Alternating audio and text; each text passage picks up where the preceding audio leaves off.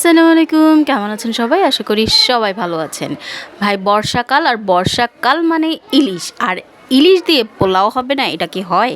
দেখুন, ইলিশ পোলাও আজকে শুক্রবার যেহেতু অবশ্যই ইলিশ পোলাও করেছি। আর পোলাওগুলো দেখছেন একদম ঝরঝরে, আর সাথে প্রত্যেকটা দানায় দানায় ইলিশের ফ্লেভার, ইলিশের ঘ্রাণ।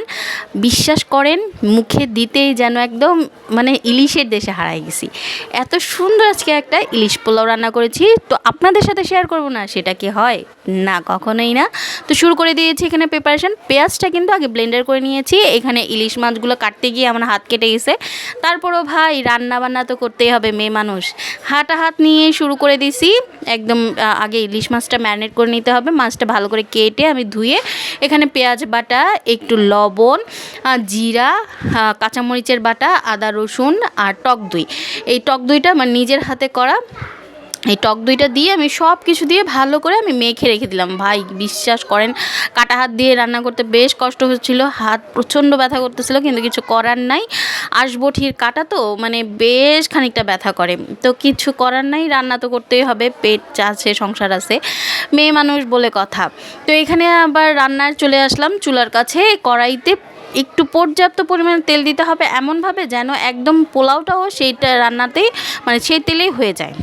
দিয়ে দিলাম এখানে মাছগুলো, মানে ম্যারিনেট করে রাখা মাছগুলো। এখন মাছগুলো হবে এখানে একটু রান্না, একটু মানে বাটিটা ধুয়ে একটু পানি দিয়ে দিলাম। এখানে কিন্তু পানি দেওয়ার কোনোই দরকার নাই, কারণ ইলিশ মাছ এমনি নরম মাছ, একটু নরম হাতে কিন্তু এটাকে রান্নাবান্না করতে হবে। তা না হলে যদি একটু শক্ত হাতে করেন ভাই, খাওয়া লাগবে না, মাছের গুঁড়া গুঁড়া হয়ে যাবে। তো একটু নরম হাতে মাছগুলো একটু সেদ্ধ হওয়ার পর আমি যে তুলে নিচ্ছি, আর এই মশলাটা একটু কষিয়ে নেব, কারণ এই মশলাটার মধ্যেই পড়বে চাল। তাহলে ইলিশের ফ্লেভার, মশলার ফ্লেভার সব কিছু মিলে মিশে চালের ভিতরে ঢুকবে, আর খেতে জোস হবে।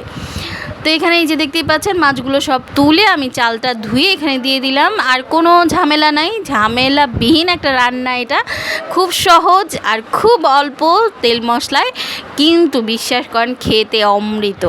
মানে ইলিশ মাছ তো এমনিই মজার মাছ, আর সেটা যদি হয় ইলিশ পোলাও তাহলে তো কথাই নাই। তো যাই হোক, এখানে একটু লবণ দিয়ে আমি চালটা ভালো করে ভেজে নিয়েছি। তারপরে দিয়ে দিলাম পরিমাণ মতো পানি, যেহেতু আমার 1 কেজি চাল ছিল, এখানে 1.5 কেজি পরিমাণ পানি দিয়েছি আমি।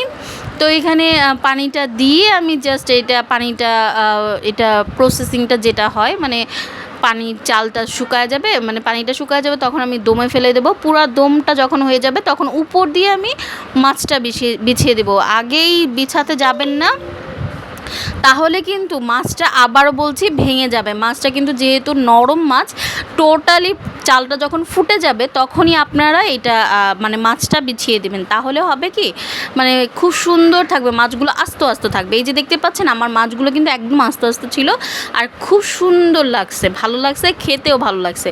তো এই ছিল আমার আজকের রান্না বান্না। তো ভালো থাকবেন সবাই, আর কমেন্টে জানাবেন কেমন